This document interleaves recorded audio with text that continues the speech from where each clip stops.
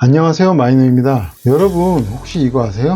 24년 한 해에 출간된 신간이 64,000권 정도라고 하더라고요. 참 많은 책이 매년 출간됩니다. 나에게 맞는 책을 찾아 읽고 싶은데 그 중에 한 권을 고른다는 것은 쉽지 않은 일입니다. 그래서 결국 베스트셀러 중에 고르게 되는데요. 잘 읽히는 책이면 다행이지만 베스트셀러라고 해도 읽기 쉽지 않아 포기하게 되는 경우도 있습니다. 만약 그러시다면 혹시 내가 좋아하거나 재밌는 것을 기준으로 책을 고르고 계신 건 아닌지 한번 생각해 볼 필요가 있는데요. 단순히 그때의 감정에 집중해서 선택하는 것은 아닌지 고민해 봐야 하는 거죠. 그렇게 고른 책이 잘못되었거나 하는 것은 아닙니다. 하지만 그렇게 선택하면 나에게 맞지 않는 책을 고를 수가 있어요. 그런 책들은 습관을 만드는 데도 도움이 안 됩니다. 책 속에서 나에게 도움되는 지식이나 감정들을 뽑아낼 수 있어야 돼요. 오늘 이야기를 끝까지 들어보시면은 어떻게 책을 선택해야 독서를 제대로 할 수 있는지 아시게 될 거예요.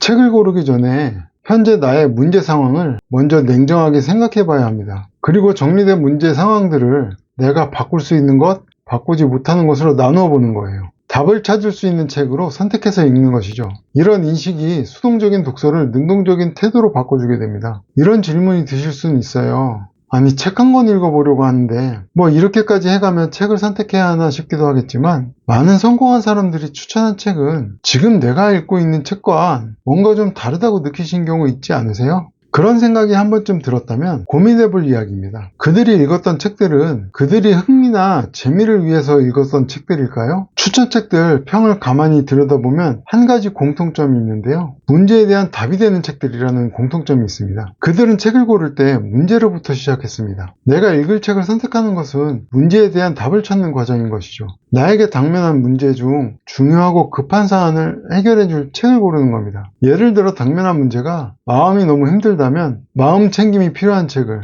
시간 관리가 문제라면 시간 관리에 관한 책을, 개인 자산 관리가 문제라면 그에 관한 책을 선택하는 거예요.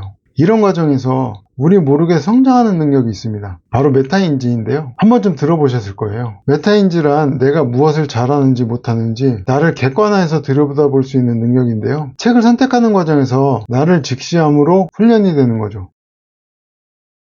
책을 골랐으면 이제 읽어야겠죠? 단순히 읽기만 해서는 안 됩니다. 내 문제에 대한 답으로 선택한 책이니까요. 대부분의 책에는 많은 내용이 담겨 있지만 관통하는 주제는 하나입니다. 그 주제를 내 생활에 꾸준히 실천해 보는 것이죠. 스포일지 모르겠습니다만 예를 들어 보겠습니다. 자기계발서 중에 데일 카네기 인간관계론 좋아하시는 분들 정말 많으실 텐데요. 그 책을 하나의 단어로 정리하자면 황금률로 정의할 수 있거든요. 황금률을 내 생활에서 실천해 보는 거예요. 이게 생각보다 상당히 어렵고 힘듭니다. 그러니 한 달에 여러 권을 굳이 읽을 필요가 없어요. 읽을 수 있을 만큼 읽고 실천에 좀 더 집중해야 합니다. 저도 지금 매일같이 규칙적으로 읽고 있는 책이 논어인데요. 많이 읽고 있지 않습니다. 한 문장만 읽고 필사하고 저의 생각을 정리하며 실천하려고 노력하고 있습니다. 한 달에 몇 권의 책을 읽느냐보다는 책을 읽고 어떻게 실천하느냐가 중요합니다. 사람의 의지력은 한정되어 있어요. 그 점을 인정하고 하나씩 차근차근 실천하는 태도는 좋은 습관으로 자리 잡게 됩니다. 습관은 인격을 만들고 인격은 운명을 만든다. 마하트마 간디의 말이죠. 두 달에 한 권이라도 책에서 좋은 인사이트를 얻어서 실천으로 연결해 습관이 된다면 1년에 6개의 좋은 습관이 쌓이게 되는 겁니다. 올해 연초에 세웠던 계획들 몇 %나 실천하고 계세요? 1년에 6개의 좋은 습관이 자리 잡는다면 그건 대단한 일입니다. 시간적으로 결코 느리지 않은 거예요.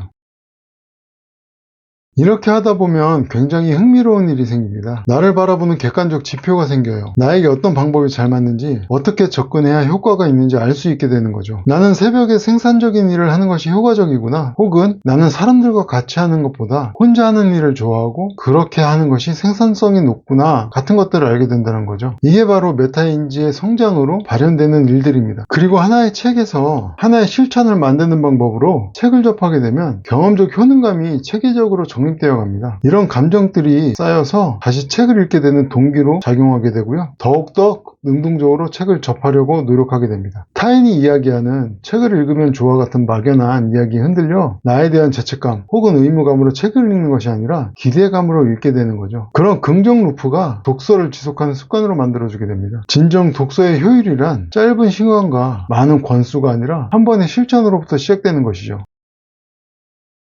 매번 이렇게 모든 책을 선택해서 읽기란 어려운 일입니다. 한 번씩 쉬는 책도 읽어줘야 해요. 하지만 결국 어떤 책을 선택하고 어떻게 읽느냐, 그 태도에 따라 결과도 달라질 수 있습니다. 그러므로 인생도 바뀔 수 있고요. 여러분들 각도기 아시죠? 시작점에서 1도는 차이가 없습니다. 하지만 시간이란 조건을 만들어주면 시간이 지날수록 1도 각도의 차이는 점점 더 크게 벌어지게 될 겁니다. 1년에 100권 읽고도 변화가 없는 사람보다 6권 읽고 6가지 습관을 만드는 사람이 훨씬 큰 성장을 이루게 되는 것은 당연한 이치일 겁니다. 저도 이 이치를 3년 전에만 깨달았다면 지금의 어려운 상황으로 내몰리지 않았을지도 모르겠어요. 이제부터 우리 같이 시작해 봅시다. 여러분들이 직면한 가장 큰 문제가 무엇인가요? 그 문제가 여러분들이 해결할 수 있는 문제인가요? 그러면 그 답이 될 책을 한번 찾아봅시다. 그리고 실천할 주제를 찾았다면 행동으로 옮겨보는 겁니다. 급하지 않게 하나하나 실천하고 습관이 된다면 삶을 바뀔 수 있습니다. 오늘 영상이 도움이 되셨다면 구독과 좋아요 부탁드리고요. 다음에 더 좋은 영상으로 찾아뵙겠습니다. 지금까지 시청해주셔서 감사합니다.